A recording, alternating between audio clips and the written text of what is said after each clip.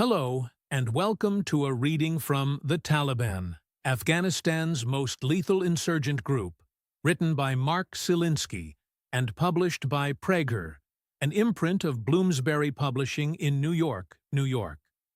This reading is brought to you by Kensington Security Consulting, which brings education to national security. This reading turns to the Taliban's structure, the structure of the Taliban. The Taliban is organized hierarchically from the supreme leader, Mullah Omar, to the foot soldiers. At the top, the supreme leadership, in conjunction with the Shura Council, gives guidance.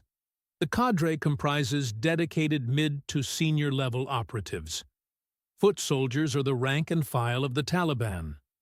Finally, mercenaries are fair-weathered Taliban whose devotion to the ideology is tenuous, and who serve for lack of better employment opportunities. Rings of support. The Taliban's structure is hierarchical, from the Supreme Shura through the foot soldiers to the pool of mercenaries. But support levels can also be viewed as concentric rings. As with other insurgent and terrorist groups, such as the defunct German Red Army faction, the Taliban have expanding rings of progressively weakened support. There is a nucleus of hardened fighters and key decision-makers at the Taliban's core. The rings beyond this nucleus are increasingly less senior, though still important. The ring beyond the inner nucleus is that of the active fighters.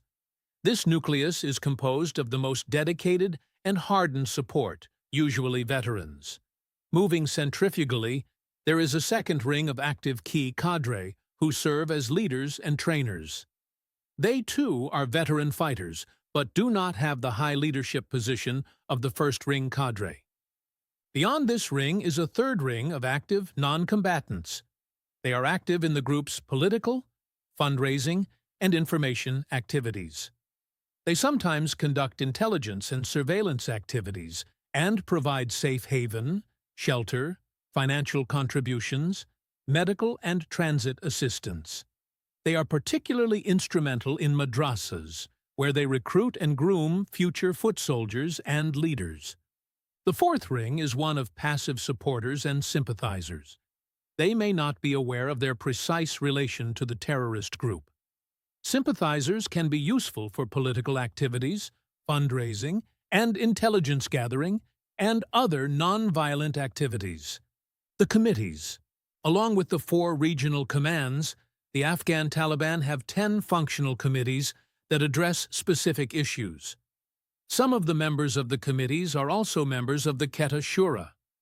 The committees are Ulema Council or Religious Council, Finance, Political Affairs, Culture and Information, Military Council, Prisoners and Refugees, Education, Recruitment, Repatriation, and Interior Affairs.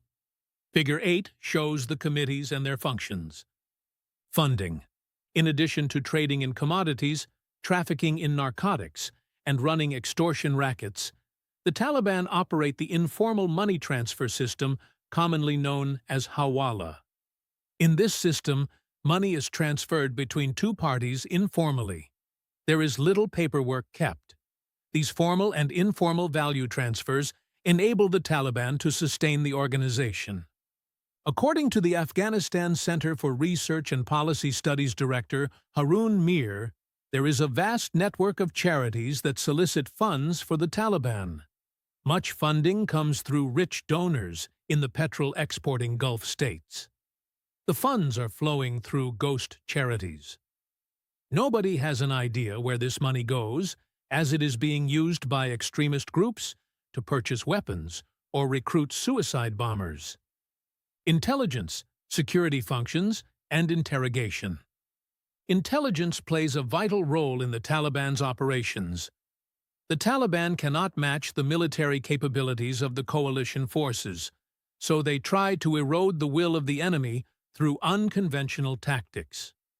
Without strong intelligence, the Taliban would not be able to commit effective suicide bombings, nor could they infiltrate the Afghan military, intelligence, and police effectively. Without effective intelligence, the green-on-blue attacks Afghan soldiers turning their weapons on fellow soldiers and Western soldiers would be very difficult. The Taliban's offensive intelligence operations rely on human intelligence. These operations include pre-attack surveillance. They spread disinformation about coalition forces, gather intelligence-related data for use in green-on-blue attacks, monitor villagers' behavior, conduct surveillance of places and persons of interest, and engage in a wide variety of intelligence operations. The Taliban have experience in collection activity.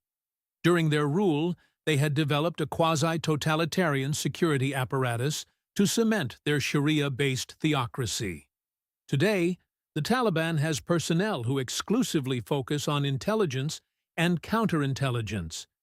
They are deployed at the regional and provincial levels to facilitate the flow of information and to run informant networks. At least one Western official has stated that the Afghan Taliban have a de facto head of intelligence, although the identity of this individual remains unclear. Well-dressed Taliban, often young men, perform pre-operational surveillance. They photograph areas with digital cameras, obtain GPS coordinates, and watch people and places. Operatives will spend many hours observing who walks into buildings connected to intelligence or military services. Some of the operators bring an array of sophisticated tracking devices and webcams and are careful not to bring weapons. In Kabul, Kandahar, and Mazar-e-Sharif, the Taliban also reconnoiter cities from motor vehicles. There are also countermeasures in cases of apprehension. Files on Taliban computers are disguised under file names such as poetry or jokes. The Taliban are skilled at counterintelligence. They are capable of unmasking penetrations or double agents who are cooperating with coalition forces because the Taliban have extensive knowledge of the leading families, tribal elders, and widows in the Pashtun areas of Afghanistan. As in former communist states, they channel much of their limited resources towards spying. This fits into the strategy of terror. Taliban intelligence targets include Afghan government forces, coalition forces, military personnel, non-combatant, and foreign non-combatants. The Taliban's mind is well suited to intelligence, particularly counterintelligence. The mentality of the Taliban is one of suspicion and hostility to nonconformity. Its view holds that lying is as acceptable and sometimes required in defense of Islam.